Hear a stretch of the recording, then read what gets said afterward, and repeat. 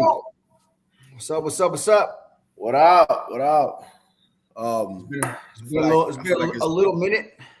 yeah. I feel like it's been 2 years. It does feel that way.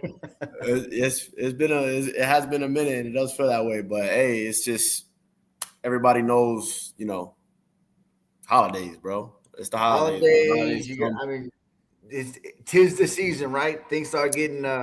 yeah, Things start getting pretty hectic around this time. So we yeah. make do, but we're I here. mean, yeah, no, I mean me and my cousin like the last like 2 Saturdays. That's usually when we hop on. We were texting each other like the day before. Shit, I can't do it, and I'm like, I can't do it either. I was out of town last week, the week before Yeah. that, and then obviously I got all these work events, Christmas parties and shit to attend. Yep. It's It's that crazy, time. but we wanted to make it a point to hop on today because we haven't been on in a while, and I mean, I don't know, is it slow news out there? I think it's a slow news day, right? Yeah, I don't think. Listen, I don't think much has happened in the past 2 weeks that Nah, we haven't been on, big dog. I don't think I so. think it's still the same. Still the Unless you same. know something, unless you know something that I don't know. I think I know something that happened. There's a little something that happened. Well, share the um news. so yeah, man, so look, so obviously for those that do not know, breaking news, Tua time is over in Miami. He has got benched for yours truly, my cousin will love this. Quinn Ewers. That boy You Quinn know, Ewers. so I told you. Listen, for the y'all for those of y'all who don't know, I don't know which episode it is. Y'all go look in all the episodes. I think I might have said, don't be surprised oh if Tua's come quarter on, if Tua's quarterback nobody. one. Don't be surprised. I think I might have Now, said that. listen. Now, I did say this as well. I said if you see Quinn Ewers, that means that it's a disastrous season, and You did say it that. is a disastrous season. So, but no, look, man. I'll let's get right into it. I'll touch on it first. I know that you asked this, like, what was my initial reaction? My initial reaction was good. He needed to, because the the football player that I saw the last 3 years, he is a completely different football player now. I don't know what it is. I don't know if it's mental. I don't know if it's his hip. I don't know if it's the concussions. I don't know if it could be the fact that he knows he can't get hurt and he's playing tentative. And we all know in the NFL you cannot play that way. Yeah. Um, you can't. You simply can't, because you're gonna probably end up getting hurt or getting benched. And so my initial reaction was, yeah, he needed to, because I don't know what happened to him. Now, I thought in the beginning of the season, okay, he's going through like a little slump. He'll work his way out of it, and he'll kind of return to form. From 2022, 23, and 2024. But it became evident to me, like, nah, this is something that's probably like permanent. And Yeah. it listen, it's sad, because regardless of how many people out there thought Tua was trash, the man is a former Pro Bowler. He is somebody in this league that led the league in touchdowns, yards, passer rating at one point. I think he's made 2 Pro Bowls, if I'm not mistaken. He led his team to the playoffs, I think, three out of 4 years. So regardless of what you think, if he's trash, because he's a very polarizing topic, and a lot of people think he was always trash, and that's fine. But regardless of what you think, it's sad to see what he has looked at, what he is looking like right now. But it needed to happen. That was my initial reaction. But from second thought, it's mixed emotions for me, because I'm one of the biggest Tua supporters out there. I've always said, if you get this man, a competent O line and a commitment to the run game, along with a competent coach, he could take you places. Yeah. Now I don't think that is a possibility for him anymore. I don't think that he is somebody who could do that, because I think this man is broken. He's broken either physically, mentally, or a combination of both. That man was on Monday. He was throwing off his back foot, no technique, no pockets of presence, and that's not the dude that I knew, Right. you know, that I saw. So the question now, you know, there's a lot. Listen, there's a lot of questions. There's a lot of, you know, a lot of shit that's gonna come out of this, right? Yeah, My that's for sure. my thought is just like, what for him? What's next? Because I think there's two things. I think, and we'll get into it more, but I think it's either that he was tired of the clown organization that the Miami Dolphins are. I think he either got tired of that and he said, you know what, I don't care anymore. I want them to cut me. I'll get my money and then I'll start getting my body back into shape, and then I will play for another team, and then let's go. It's either that or he's literally just he gave up on football and he's like, that's it. I'm gonna retire. Fuck it. Yeah. So we'll see in the offseason what happens with him. We'll get into a little bit of the cut if they cut him, the cap ramifications, because it's not good for the Dolphins. You know, nothing is ever good for the Dolphins. So, you know, this is just another, you know, just something else. But yeah, man, no, he got benched, and two a time is probably over. And like I said, it's sad. It sucks because it's sad from a standpoint of, first, it's sad for him because I know that he was a talented dude coming out of Alabama, and I feel like just injuries just took the best of him. And it's also sad from a Miami Dolphins standpoint because you kind of thought you had your guy. Yeah. But now you don't. I mean, they extended him, which is, you know, when you extend a quarterback after his rookie contract, you know, that's a franchise quarterback that you expect. Right. You're right. So I will say, you know, just from my point of view, from the outside looking in, because I'm not a Dolphins fan, I think it looks like he checked out, bro. It looked like he checked out a while ago. Like, honestly, like I just feel like you know, things weren't going his way, and he kind of, like you said, he kind of got tired of it. He's put his body on the line, and it's kind of like you, as a player, you start asking yourself, for what? Right. Yeah. You know, this organization, it's easy. Listen, it's easy for casual fans and for haters to come out there and say he had Jalen Waddle, he had a Waddle, and he had Tyreek Hill. That don't. But when you don't, but this is the problem that I have when it comes to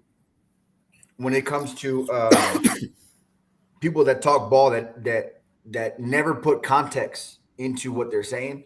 Right. That they just hate and they ignore it.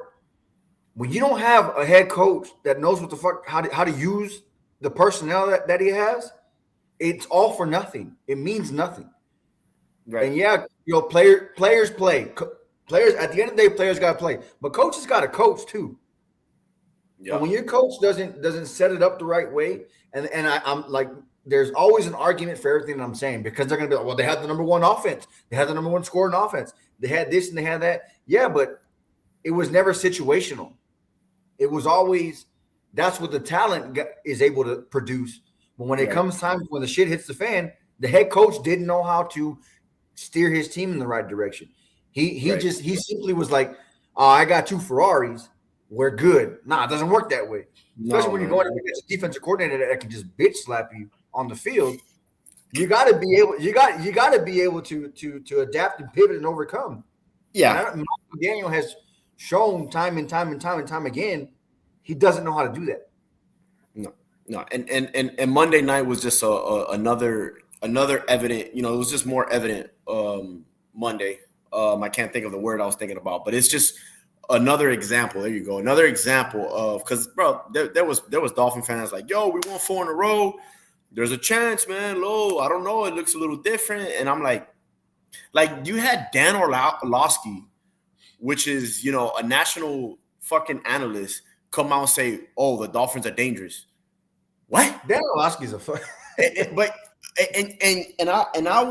I'll say Dan Orlovsky does not watch his team week in, week out, year in, year out, like us, the hardcore Dolphin fans.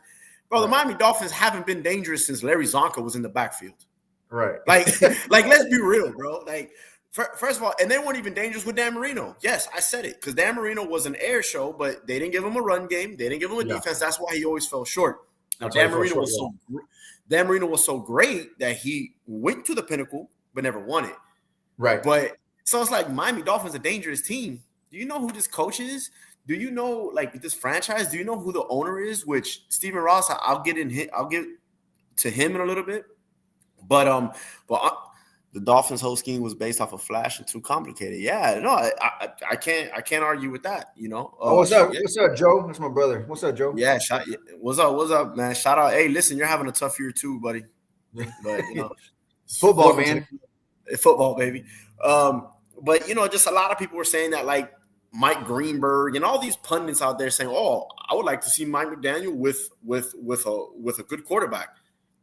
And it's like, bro, first of all, Tua is the only dude that can run his offense, right? You want to see Mike McDaniel with another quarterback? We've seen it because Tua's been hurt the last 3 years, right? Numerous amount of times. You've seen him with another quarterback. So people still think that Mike McDaniel can actually still be a good coach. People still think, you know, that like the Dolphins still have something, and there's nothing there. The one thing that I'll reiterate, the one thing that I am shocked about is I didn't see this downfall from Tua. I didn't, because in the beginning of the year, I was saying, look, yeah, he's going through a little slump, and I said I always stand by it. You know, it's a rough year to be a Raven, not gonna lie. Yeah, hey, but you guys are doing a lot. You guys are still a good organization, so you don't got to worry about it. Damn, I lost my train of thought. What the hell was I saying? Oh yes, that in the beginning of the year, I thought it was like a slump when it came to Tua. And I go, you know, I think he'll get out of it, and it's evident that something's wrong with him. That's where I was shocked, and that's where I have to change my tune now and say, nah, you know what? I think this shit is just like he's done. Like even with another organization, I think he checked out, bro. I really do. Like I said, like I don't remember which episode it was, but it was kind of back when you know Tua started speaking kind of differently at these pressers, right? Yeah. And you know, we were like, yo, no, listen, the dude's confident. The dude, you know, I saw it differently. Different than I did last season.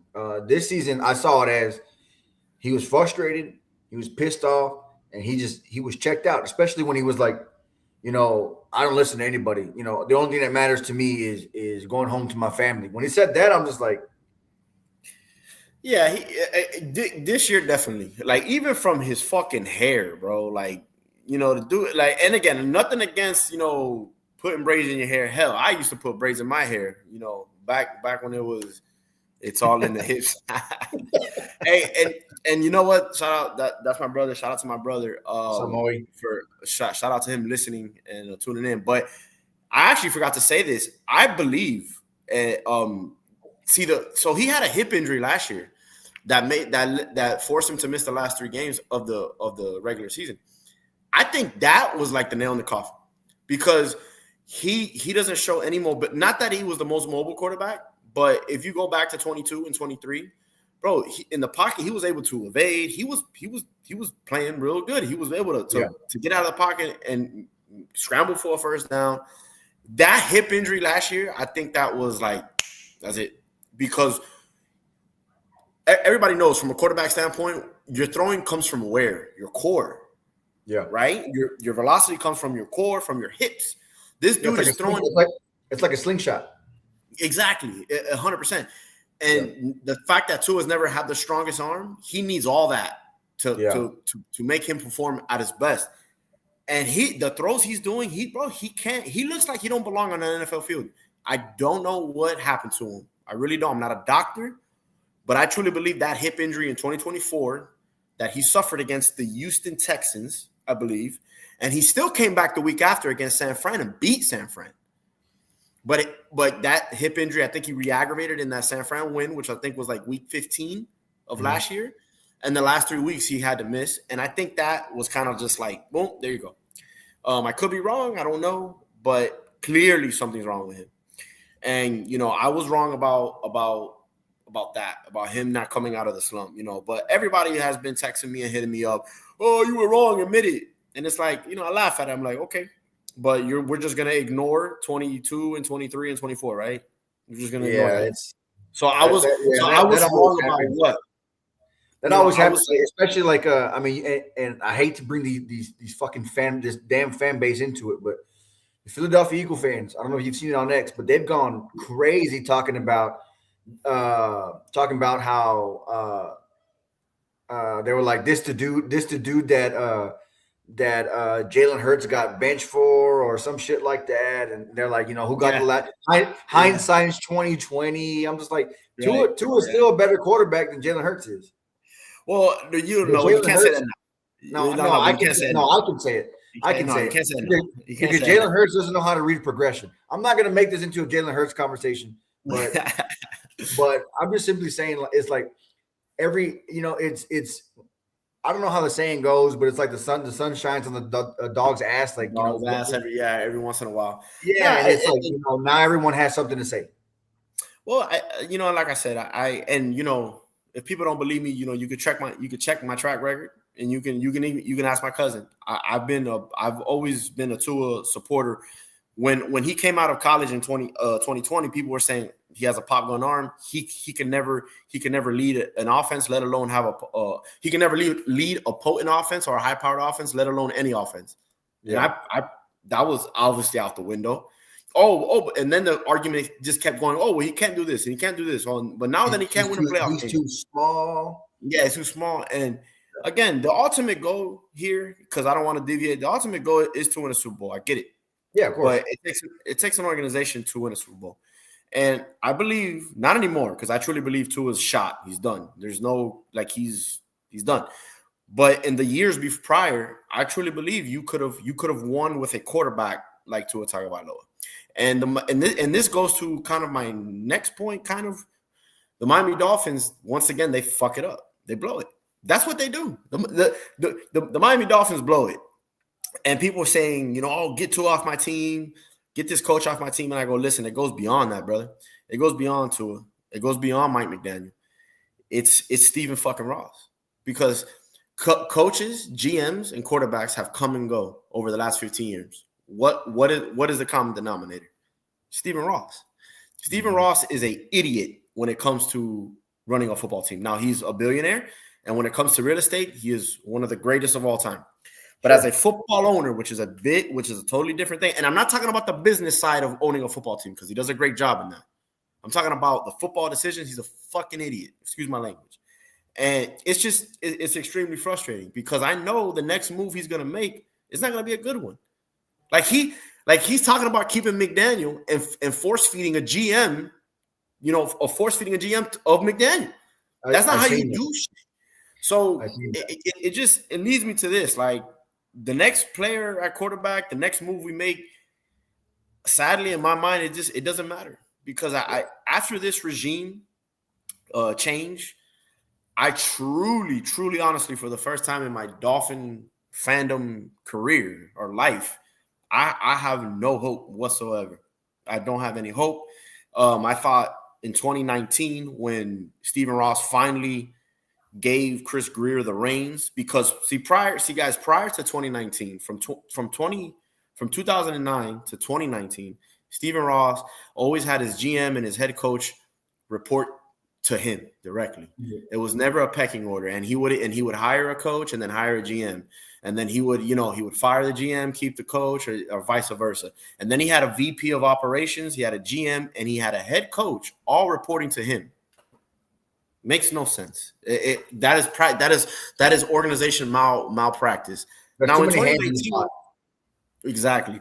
And in 2019, what he did was he finally gave Chris Grier the keys, and he said, "Run it." So when I saw that, I go, "Oh shit! Okay, here we go." You remember how excited I was about the rebuild? Yeah. So 2020 comes, Chris Grier, clears out the books. It looks like we're starting to build something. Don't lose faith. I've lost all faith. It's gone. Yeah, it's gone. And I'm explaining why I'm losing faith. So when this happens, I think we're on our way.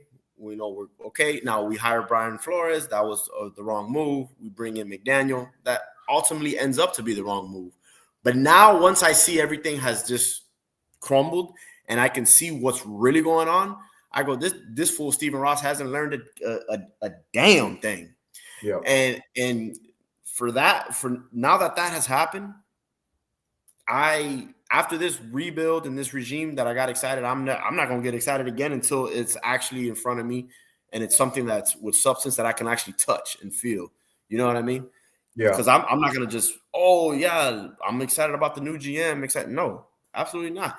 I mean, until Stephen Ross goes with the Lord.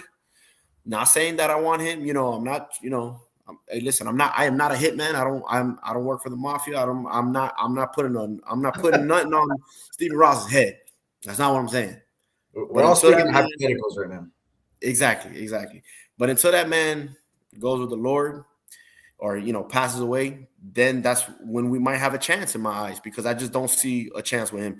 Guys, it goes deeper than Chad Henne in the early 2010s. It goes deeper than Ryan Tannehill. It goes deeper than Joe Philbin, than Mike McDaniel, than Brian Flores, than Dave Wannstedt. I'm talking about days, even prior. It goes deeper than that.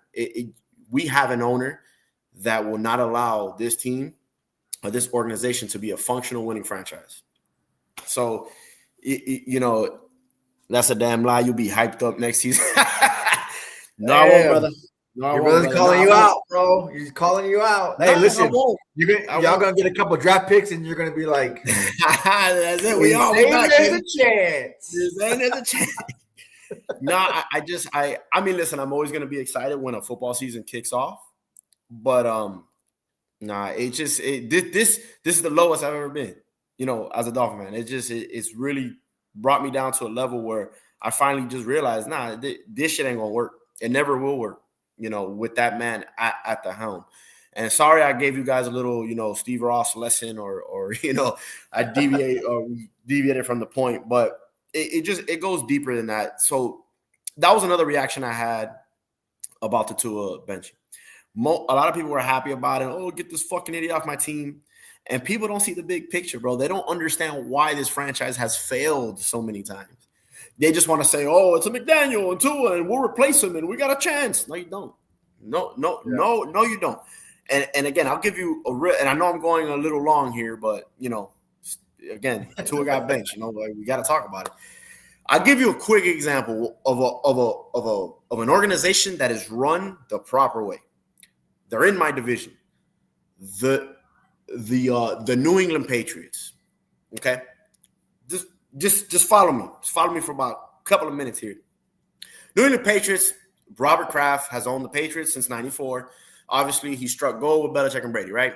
But what happens? Yeah. The 20-year dynasty, which that's even amazing to say. Like, that's even just to say that, crazy to say a 20-year dynasty. I mean, nothing lasts 20 years in this world anymore. But so they have a 20-year dynasty, whatever. Brady, obviously, Robert Kraft identifies that Bill Belichick needs to go. That's it. Brady's gone. Now, Robert Kraft and his GM are grooming Gerard Mayo to become the next head coach right after Belichick. Yeah. So they hired Gerard Mayo for the 2024 season last year. But guess what? Robert Kraft, as quickly as he identified him as the successor, he identified that, this guy's not a good head coach. And what does he do? He fires him immediately because he knows. And he goes and he gets Vrabel.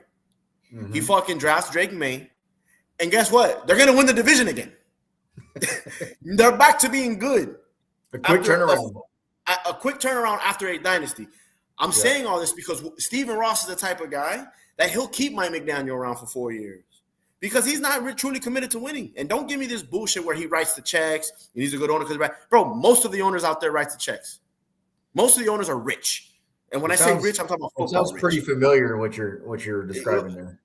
There you go. So Stephen Ross keeps this clown kept Joe Philbin around for 2 years, way too long. He's keeping McDaniel here 2 years, way too long. And that's what shitty organizations do, guys. Yeah. Again, the New England Patriots, look what Robert Kraft said to himself. Wow, I gave this guy a five-year contract, but I don't care. He's not the guy. Fuck it. He's out. Let's see what we can get. And he strikes Mike Vrabel. Drake May was obviously drafted in 2024, but still, Mike Vrabel and Drake May. And look, they're 11-3. They're about to win the division, and that's what good organizations do. The Chiefs the Eagles, organizations that have been winning. The Rams, the Rams. I mean, look at them. They're constantly good. And those are what great organizations do. And the Miami Dolphins do the opposite because the owner is incompetent when it comes to being an owner. He's just a bad owner on the football side. And to me, that's where I get out of it the most. But again, that's not sexy to talk about. That's not what people want to hear. And I get it. That's not people want to, Tua and he's out. All right, yeah, now we got to check. No, bro. Look at the bigger picture, guys. But I know most people won't, and again, now I'm not defending Tua whatsoever. This year he has played like absolute trash. And in my opinion, he needed to be benched. And he needs to move on. We need to move on because he's shot, he's done. But guys, it goes a little bigger of why the Miami Dolphins haven't won a playoff game since I was 7 years old. And by the way, I'm 32. So go ahead and do the math. But yeah, I mean, so listen, with all that being said, the question has been kind of passed around, and I think it's a valid question. Clearly, it's what is the Dolphins' next move here? Is it clearly so they benched Tua, right? No, he's probably not going to play these next 3 weeks. No. Yeah, he's. So is he out? And if he's out, so is McDaniel out, or is it either or? Is it a twofer? What is Tua staying and McDaniel's out? Like what is going on? So I mean, I'll tell you what I think they should do, and I'll tell you what Stephen Ross is probably going to do. Tua's not going to play. By the way, they announced that he's the emergency backup. He's not even the second. He's a third string now. Dang. Yeah, no, right. Wilson? So no, well, it's Quinn Ewers and then Zach Wilson. But listen, if you cut Tua outright post June 1st, it's a $99 million cap hit. It will be the biggest cap hit in NFL history. Dead money. 99 mil. 99 mil. Oh, yeah. Shit. Now, if you cut him post June 1st instead of pre-June 1st, it's 66 this year and 37 next year, which add up to 99 million. If it's me, I cut Tua outright and take the $99 million cap hit, take it up the ass next year, pause, and then do what you got to do. Hire your GM, fire McDaniel, let that GM bring in his coach, cut Tua outright. Because if Tua sticks around, it's just going to be a distraction. Like you are today. You just made a statement that Tua is no longer the franchise quarterback. He is done. Right. Cut him outright. Take the $99 million cap hit, and get ready for 2027. Maybe you could strike gold in the draft, but that's what I would do. I would fire McDaniel at the end of the year, and I would hire a group of people, because Stephen Ross is a freaking idiot, a group of people to find your football czar, to find your football GM, VP, whatever the fuck title you want to call it. You hire that guy, you start the coaching process, and you go from there. You hire your coach, and you go from there. Now, what I think they're going to do is not that. They're going to keep Mike McDaniel around next year. And they're going to hire a GM and guess what? When you hire a GM that you force feed him a head coach, do you think the premium candidates are going to want to come here? No.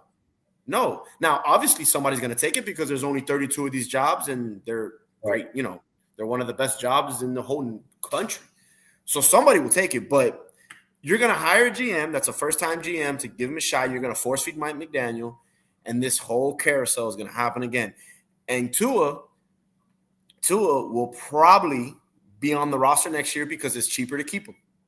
Because if you keep him, the cap hit's only $54 million opposed to either 99 pre-June 1st or 64 post-June 1st. So it's cheaper to keep him. And I think that's probably what they'll do, which is, again, organization malpractice. But this is what my team does. This is what my team does. They've been doing it since I was a little fucking kid. And they're going to keep doing it. So, like I said, what I would do is clean house, take the cap hit. You made a mistake, obviously. Let's move on. But I don't think that – I truly don't believe that's what's going to happen. I think McDaniel's going to stick around. Now, Tua, him getting cut or not, I don't – that I can't give you an answer on what Stephen Ross would do. I think there's a possibility that they'll cut him post June or try to trade him. But bottom line, they ain't gonna cut him outright. Yeah, but that's what I would do. I would do that, And I know it's easier said than done because it's not my money. But if you want to move forward the best way you possibly can as an organization, the smartest move, because you already benched Tua. That's it. He's done. Is to cut him outright. Take the hit and move on. But I think you do. I think it would be probably the best bet just to cut him outright, because I mean, you're going to see what you have as far as quarterback in these next 3 weeks, right?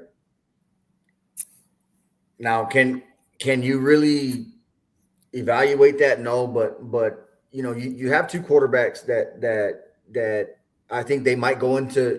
If you do just cut them outright, you have two quarterbacks that you don't have to pay going into next season, right? Which is Quinn Ewers and Zach Wilson, and then the Milford. Yeah, and then now, I mean, you still have the fucking dark cloud of Tyreek Hill on your fucking. He'll be cut contract there.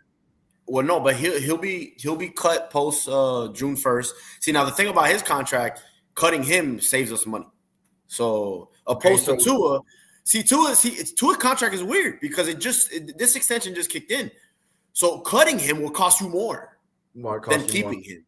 Tyreek, I would agree with you to just take the lick. Take the lick, man. Take the lick. Cut Tua, but it doesn't make sense. Like in my opinion, it doesn't matter what you do with the quarterback. Mike McDaniel's got to go. He's got to go, bro. He's proven that he can't fucking do it. He's proven it. So I mean, but I honestly don't know. I don't know because no head coach is also going to want to come in and fucking have Tua as their quarterback or not have any say in what's going on. And it's listen, bro, it's horrible. It's a very horrible situation for my team. But you can't. I just can't see a world where you just told Tua you're no longer the franchise quarterback, and next year he's back with the team, and then once training camps open, you tell the fans, "Oh yeah, Tua's gonna compete for the starting job." Yeah, I don't see a world like that because it's like a Russell Wilson situation. To me it's even worse than that. It's just because the reason why you can't tell fans that, or I can't see a world where you see that, is because that's gonna fuck the locker room up, bro. That's gonna mess the locker room up. Tua is somebody who was a franchise quarterback. He no longer is, and it's time to get rid of him. Yeah. Again, I don't put anything past this organization when it comes to stupidity.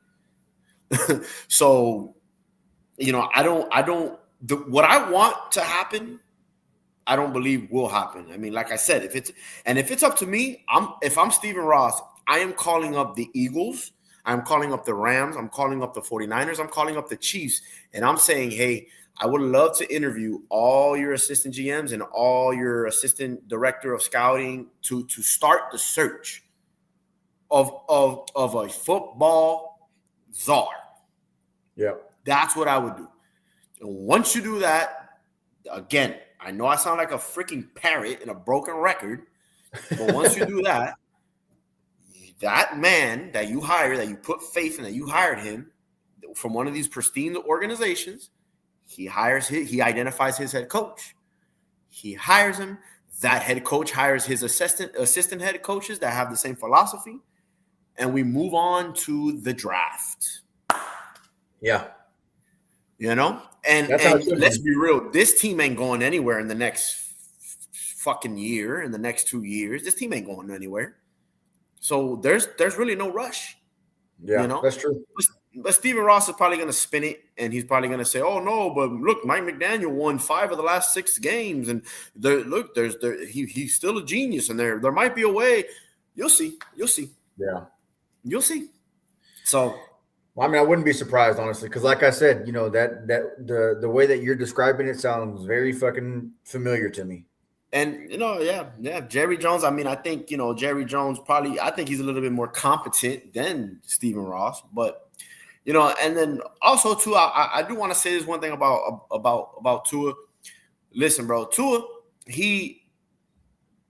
ever since I've been a Dolphin fan, I've never seen, and this is not saying much, but I've never seen the amount of success the Dolphins have had in a 5-year span.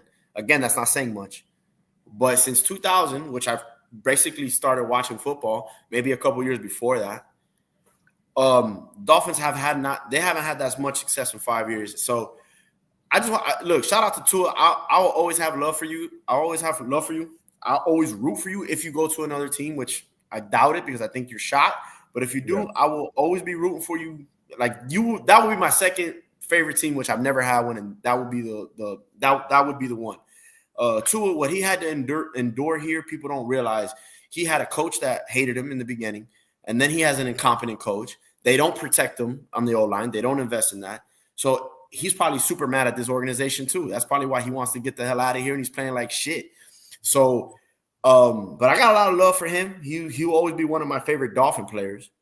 Those 3 years when they were running roughshod on the league when it came to the offense in the regular season, was something to watch. It was very exciting times. As a Dolphin fan, you had Tyreek Hill almost getting 2,000 yards. So shout out to you, man. I really hope that it all works well. And whatever team you go to, I'm gonna be rooting hard. And yeah, man, because you can't lie to yourself. When he was here, regardless if you think it was because of Tyreek was the engine and Jalen Waddle and A-Chain instead of him, regardless, he was here. And he was the quarterback, and he was the one that led the league in passing yards and the touchdown that 1 year and all that. And it was exciting. You can't say it wasn't. And it probably was the most exciting out of the last 20 years as a Dolphin fan. So shout out to you, man. You will always be one of my favorite Dolphins. And even off the field, how you conduct yourself, and just you being a warrior. Like, how many times did that man come back after him freaking being messed up on the field? He didn't have to do none of that shit. I mean, what, 2 years ago? Was it 2 years ago? I mean, there were talks about should he even return to football? Hell yeah. And that man came back, and I guess the injuries and the mental fatigue, it took a toll. But he was a warrior, and he did, he represented the franchise from 2020 to 2024. He represented the franchise really good. This year, he's a little sideways right now. But shout out to Tua. I always have mad love for you, bro. I really hope you get a second chance, and I really hope you do what I think that you can probably not still do, because I think you're broken. But if you could find that again and you could get your body back to it, I believe you can get back to what you were if you can get your body right. That's a big if. So now, man, shout out to him, man, because a lot of people were shitting on him today, and I wanted to say that real quick. And it was one of the best 5-year runs as a Miami Dolphin in the last 20 years. Y'all don't forget that. That's not saying much, but it was. So shout out to Numero Uno, dog. Shout out to him. I appreciate you. Time will tell. Time will tell when it comes to Tua Tagovailoa, what's going to happen with him. Time will tell what's going to happen with the Dolphins. And I had a lot of fun when he was on the field watching him, and it sucks that I had to end the way it ended, but it's football. Yeah, that's just what it comes down to. It's football, and things have to happen. So it is what it is. I mean, absolutely. We're kind of both at this place right now. Bottom. So yeah, man. So that's basic. Breaking news. That's breaking news. Tua got benched. And now real quick we'll talk about Quinn Ewers and what he could do. I don't expect much now. If the guy balls out and oh shit, we got a quarterback, then we got a quarterback. But I think if he plays well enough to become our backup for years to come, I think that is a win. So we will definitely see though. We'll see. I mean, I don't know. I mean, not to go further deep into it, but if you guys, I mean, there's no quarterback in the draft next year, so I mean, listen, Mendoza. A lot of people are on him. I'm not sold on Mendoza, but he's going not better than Quinn Ewers, is what I'm saying. So, I mean, there's not, so Quinn Ewers may be your quarterback one. That's all I'm trying to say. That's all I'm trying to say. Listen, we'll see, man. There's a lot of answers that will be answered from now to training camp and even August. But I feel like all those answers are going to be bad ones, and it's just going to be. It's just. Listen, bro, it's just a clown show. That's what it is. It's just a clown show. It is what it is, bro. Yeah. It gets exhausting. Like I'm exhausted of being a Dolphin fan. Like that's I'm why right there, brother. I'm right there with you, man. I'm in the same position. Listen, this.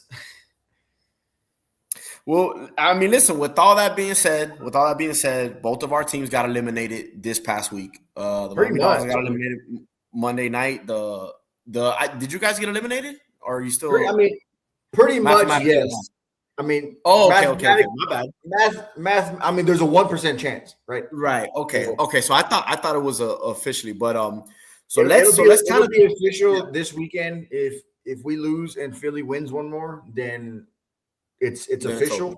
Then it's official. It's officially over. But brother, it's over. Yeah. Okay. So it's basically this. So we basically both of our teams got eliminated this past weekend. One. My team got officially eliminated. Yours is unofficially eliminated. It's unofficially, but it's pretty much right. Exactly. But now let's kind of talk on that. Let's kind of touch on that now that the season's kind of over and you had that disappointing loss against Minnesota. What are you thinking right now? What is the state of a Cowboys fan? Are you excited about next year, or like what's going on? Yes, and am I excited for next year? Yeah, I was excited when we got Quinnen Williams. But they're still that hesitant because this defense is bro. Eberflus for me would not have gotten back on the plane on the ride back. Wait, no, were we home? You were home. We were home. Yeah, you were home. I would have put him on a plane somewhere else. No, you would say your ass ain't getting from the bus from the stadium to the parking lot. Your ass gotta walk to the parking lot. Call your own Uber. Because, bro, listen, again, we said this in the very beginning, right? Players have to play, but coaches have to coach. And Matt Eberflus has proven to be that coach that says the players have to fit my scheme. I will not scheme for the players. And that has gone to shit. And the man doesn't adjust.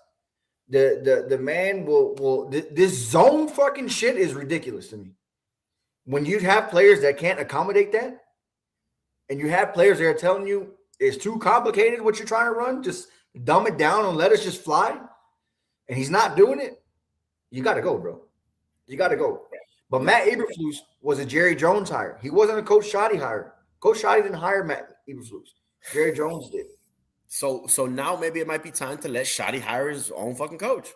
Yes, that's what I would want as far as coaching is to let Eberflus go and let Shoddy take the reins and let him go and find somebody, right? But with that being said, I don't want an old head as my DC. I don't want to Wake Martindale.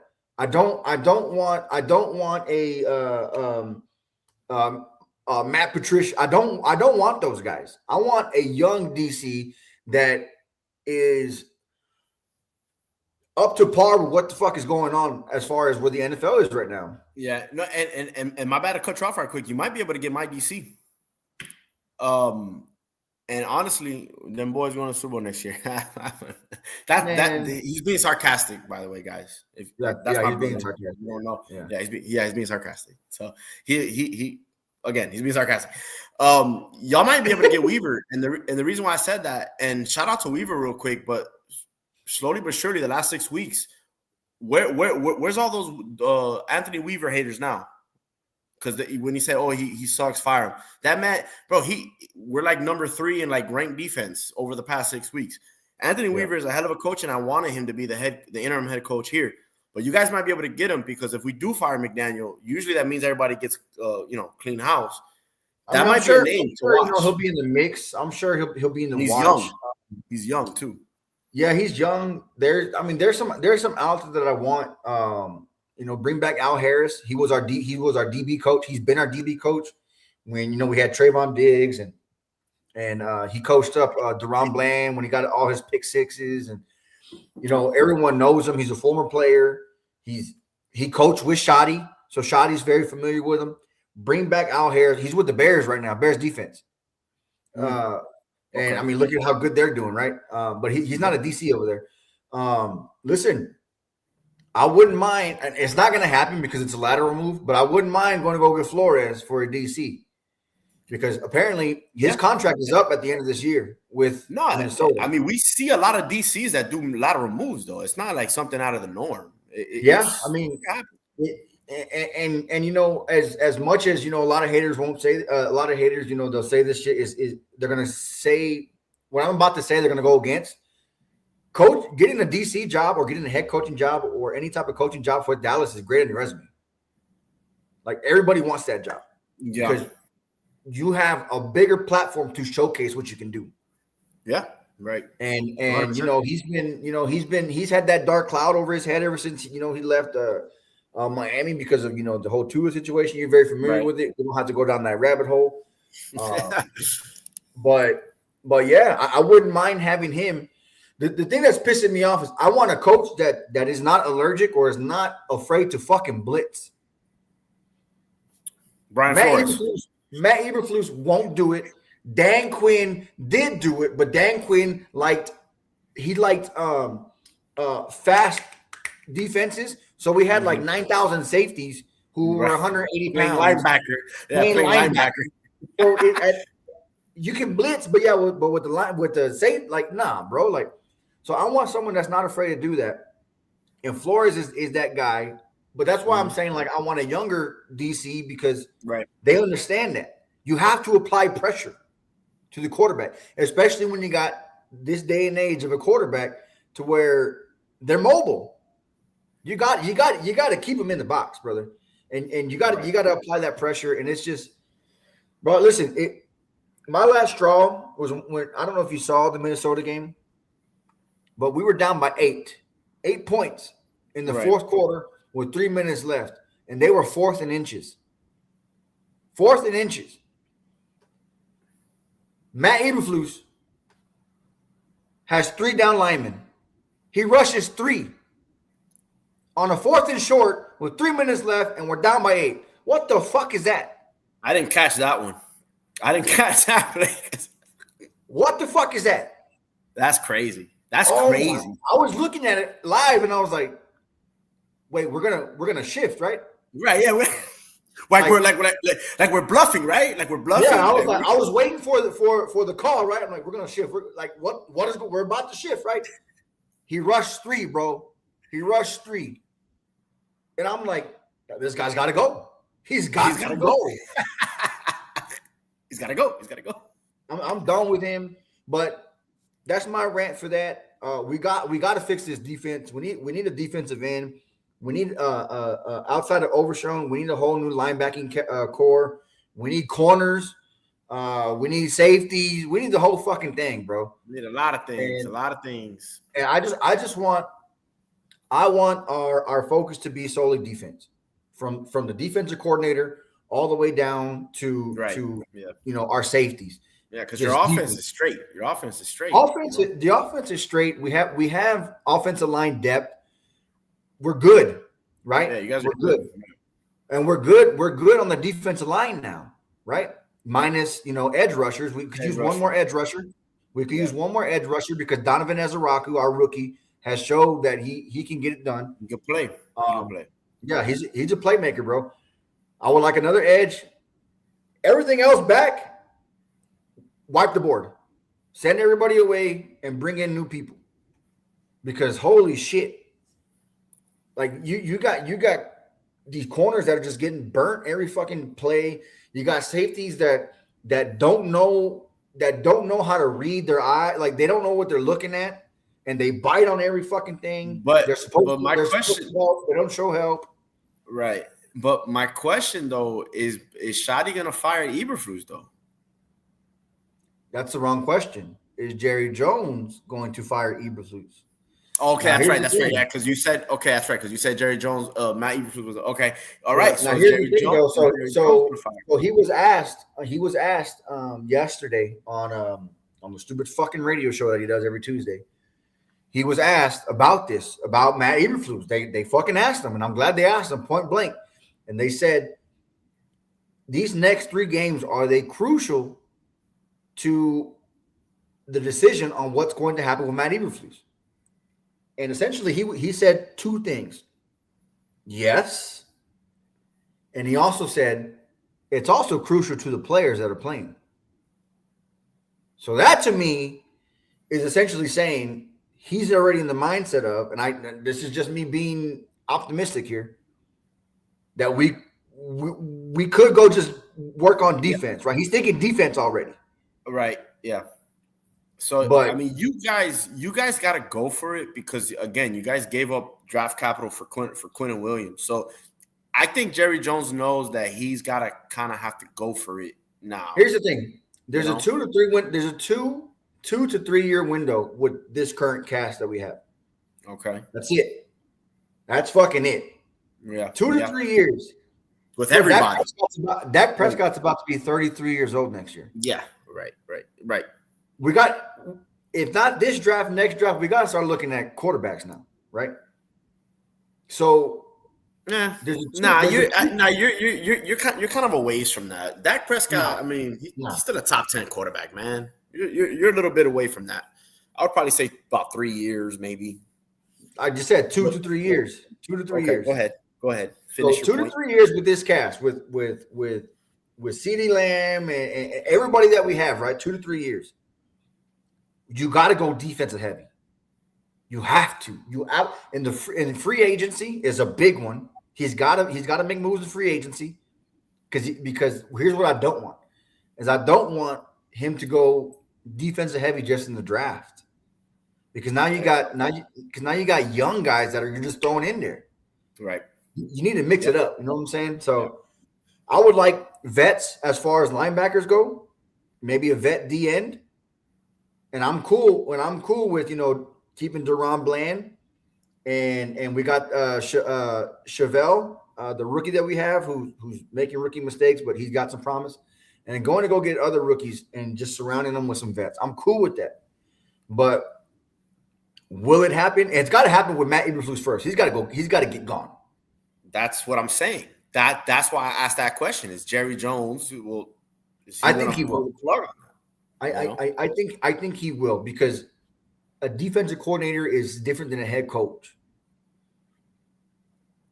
If Schottenheimer produced what Matt Eberflus produced this year, he would have kept Eberflus.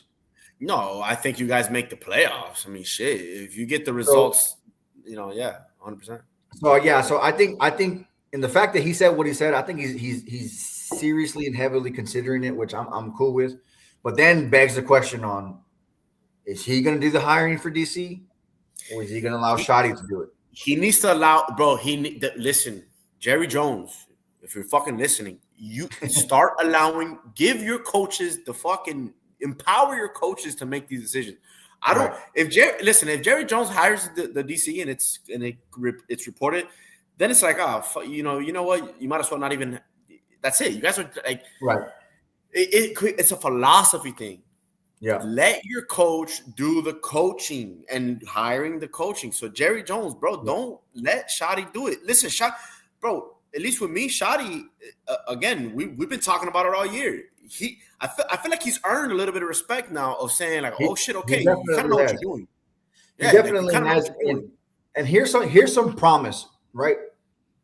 So here's a little promise that makes me feel a little good that maybe he will let Shotty do this, right? Makes you feel good inside. Makes me feel good inside, right? A little warm feeling. It's the fact of he's allowed Shotty to coach. And he's allowed Shotty to create a culture. And what I mean by that is we saw what happened when he sat out George Pickens and he set out CeeDee Lamb for a series, right? He has Shotty is the one who has made the call on not having Trayvon Diggs back. And the reason for it is, and they've asked him this in press conferences, and he said too, he was like, he's healthy, but I need to see more consistency. And they asked him, what do you mean consistency? And he was like, on all other aspects, on not just football, I need to see consistency. I need to see that he wants to be here. So the fact that he's allowing Shoddy, because normally Jerry Jones is coming in and he's saying, "No, I'm paying that guy $30 million. He's got to be on the field." That hasn't happened yet. So there's some sort of promise that he's allowing Shoddy to do this, which, like I said, makes me feel good because maybe he will allow him to be like, "Listen, I fucked up on DC. That wasn't your. That what you go get one, right?" Yeah. Who knows? Okay. I don't know. Well, I hope that's the case because, like I said, if you don't allow your coaches to do their part and you step in, that's where shit gets fucked up, So exactly. But yeah, no.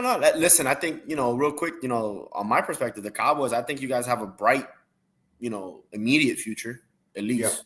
Yeah. You got I agree with you. You got to go defense. You got to go defense. Have to go defense.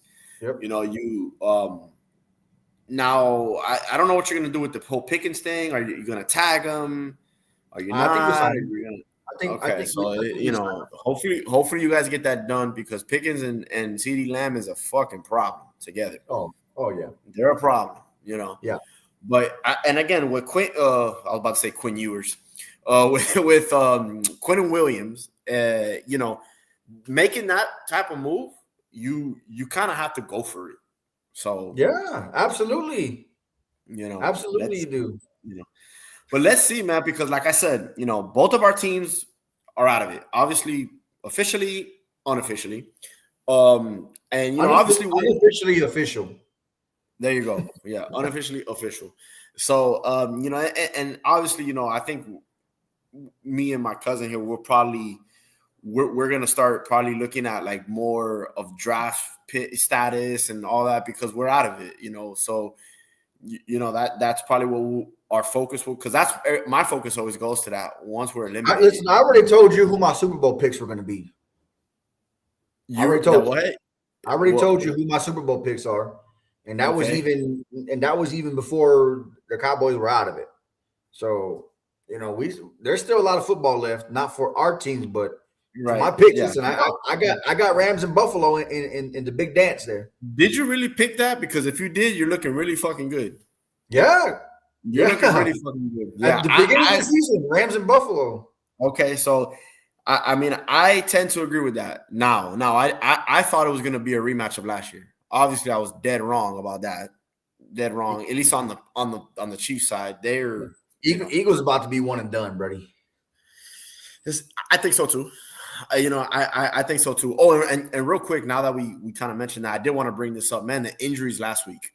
Oh, prayers up to Mahomes. He tore his ACL and his LCL. That's not easy. Yeah. That's not easy. If he would have just tore his ACL, okay. But where do the Chiefs go from there? I mean, obviously we're not going to get into that, but damn, where do they? Because they got a lot of questions. And Michael Parsons, dog, he tore his ACL. That sucks. That's a devastating blow, bro. Non-contact injuries are the worst. No, and you knew it as soon as you saw it. Like as soon as you saw it, you saw him plant, and you saw it. And when I saw it, I go, "It's done. It's done." Yep. And it sucks. It also sucks at the time that it happened in December. I know. No, and the Packers were a Super Bowl contender. Yeah. So I mean, listen, it depends on how the recovery goes. They're gonna miss the first quarter of the season. Next year. Again, everybody's different. We've seen Adrian Peterson tore his ACL Christmas Eve, and he had a 2,000-yard, the best season. But again, not everybody's like that. So yeah, we got to see what happens with that. But shout out, but prayers up to Michael Parsons too. And obviously, I'm pretty sure, the internet is a cesspool, and as this, it already happened. I'm pretty sure people on your side when it came to the Cowboys in Twitter and X, whatever, I'm pretty sure there was some disgusting things said. Yeah, there's some shitty ass stuff out there. And I'm pretty sure there was a lot of people that was probably glad that it happened. Oh yeah. And it sucks to see two perennial players, especially Michael Parsons, because again, it's a Cowboy centric show. To see that, and it sucks, man. It just because you want to see the best players out there, and Michael Parsons is one of the best players out there, regardless of what any Cowboy fan thinks of him. Nobody wants to see that happen. 100%. At least people that are normal. You don't want to see that happen. So shout out to them, and I hope I hope to see him week 1 next year. But let's see. Let's see what happens. We'll see. So yeah, brother.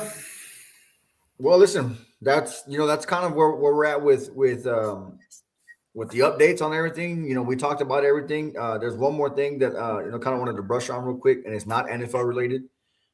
It's still football related. Yes. For a fact that myself, I'm not like a lot of other football fans, right? When I say I'm diehard, right? I will never root for another team. I won't do it, right? But listen to me. I'm asking a favor. Can you guys please, and I'm talking about the Hurricanes, please handle business this weekend against A&M. Do me a solid. Please. Listen, we're gonna try as hard as we can. Listen, we're gonna try as hard as we can, man. Listen, the Canes made the playoffs, okay, and they did what they needed to do. Remember, we were talking about how Mario Cristobal he can't make the playoffs this year. They'll win. He made it. Congratulations, you did what you need to do.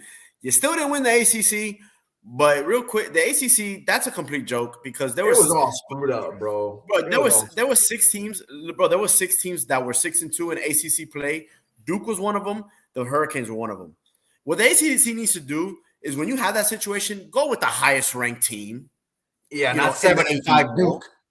Yeah, bro. Like you put Duke in. Obviously, the Canes. Hey, shout out to Manny Diaz, though. Shout out to Manny Diaz. He got it done. Yeah, hey, he won an ACC title before the Hurricanes did.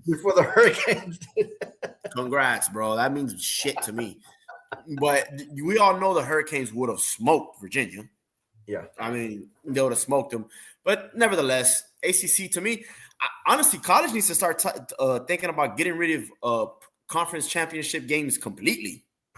They don't mean anything anymore. They don't mean nothing. They don't mean anything. Again, Duke won the ACC. Do we all think Duke is the best team in the ACC? No, we don't. So again, that's another conversation for another day. But the Canes made the playoffs. They did what they needed to do, and you're asking for a favor. And I think we give it to you. I think we win. I think we win, baby. I will say this. Listen, as much as for those of y'all who don't know, I'm a Longhorns fan. Like I said, I'm a diehard Longhorns fan. A&M is tough. First of all, the environment that you like, those players there, y'all about to walk into something that you've never experienced before in your life. 110,000 strong. Carson Beck has.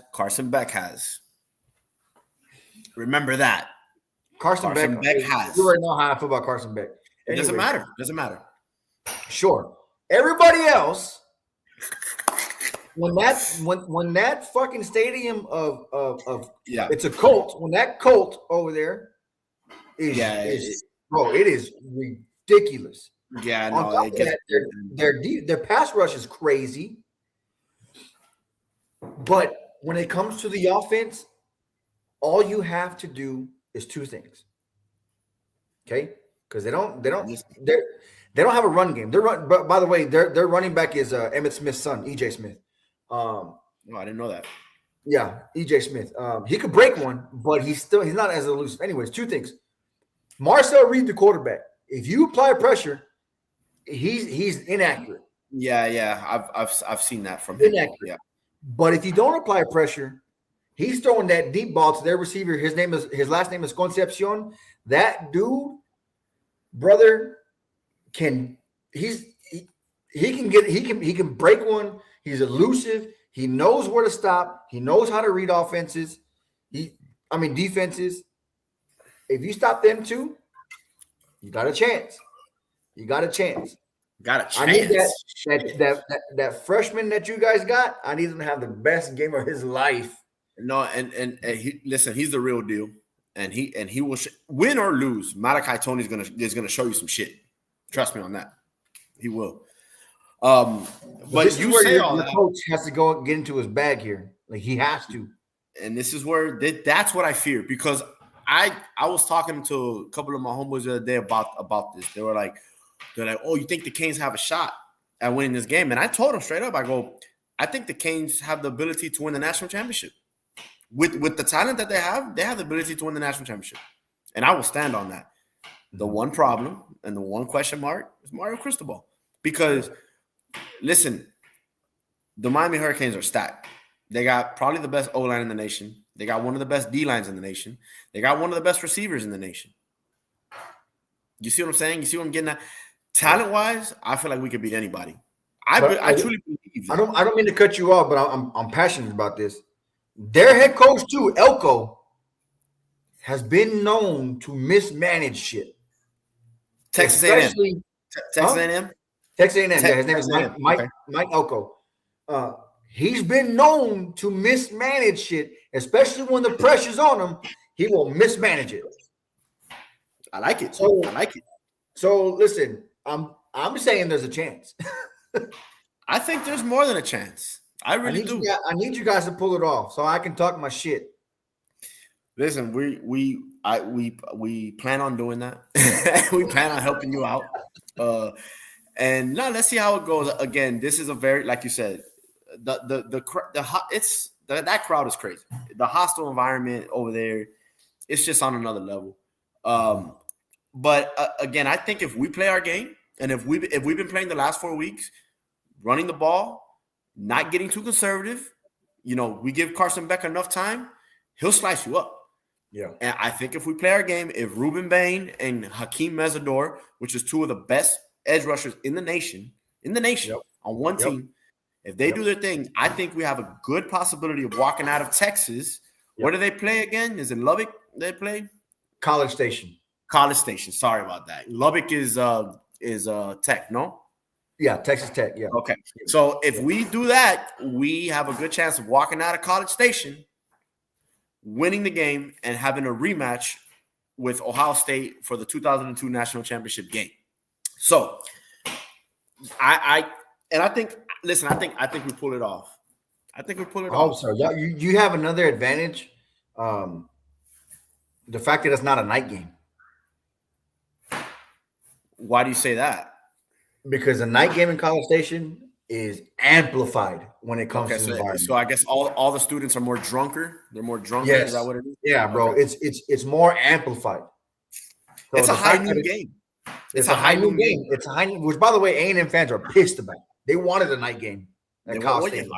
Yeah, it makes sense. It makes sense. They wanted a night game, but listen, it makes sense. But I'm super excited about it. I can't wait. I can't wait to watch it. It's gonna be interesting to see what Mario Cristobal does. Again, I think this season, and I know we're running short on time. I know we gotta go in a little bit here. But the season, how it started, if you would have told me making the playoffs and losing, if you would have told me that, I probably said it was a disappointment. But obviously, as the season progressed, we weren't the crazy juggernaut that I thought we were gonna be. So right. I think it's a successful season making the playoffs. I don't think it's, again, I don't want to say completely successful, but you did what you needed to do. You made the playoffs. Yep. Okay. Now let's see if you can put some icing on the cake and win a game. I agree. You see what I'm saying? So, and we'll see, bro. But I'm pumped. I'm gonna be wearing my Ed Reed jersey. I'll be wearing all my Canes gear. So, I'm super excited. I can't wait to watch it. And I think we're gonna pull it off, bro. I'm excited too. I'm definitely gonna be watching. Off, well, let's see. Let's see where we're at. Yeah, no, man. Yeah, we'll definitely see, man. But if you ain't got nothing more to add, that's all I got, big dog. I think that's about it. That's about it. Like I said, and I'll just real right. Yeah, I'll recap real quick for those who probably just didn't hear me in the beginning. About Tua got cut, and I don't want people to go out there and say that I am absolving him for how he played this year. He has played like the worst quarterback in the NFL, and he currently is the worst quarterback in the NFL, and he deserved to get benched, and he deserves to get cut probably. But I just wanted to reiterate that. But again, it's a new beginnings, I guess, whatever the hell that means. New beginnings. There never is a new beginning. As a Miami Dolphin fan, there's never a new beginning. It's just the same shit over and over and over. Well, we'll So, yeah, leave it man. at that. We'll leave it at that. Listen, y'all, y'all stay tuned. I appreciate y'all tuning in and commenting. Y'all continue to let us know what y'all want to talk about, and we'll add that in there. If you don't have anything else, brother, that's it for me. Yeah, no, and then I don't. It's gonna be hard to hop on here on Saturday. I don't think we're gonna be able to, because We'll figure it out. It might be another Wednesday joint. Yeah, maybe another Wednesday joint. I mean, if we get up early enough on Saturday, maybe. But maybe, yeah. Stay tuned. Stay tuned. Yeah, y'all definitely stay tuned. Appreciate y'all, and we'll let y'all go. Y'all have a good one. Stay blessed. Good one, man. Be safe, guys. It's the holidays.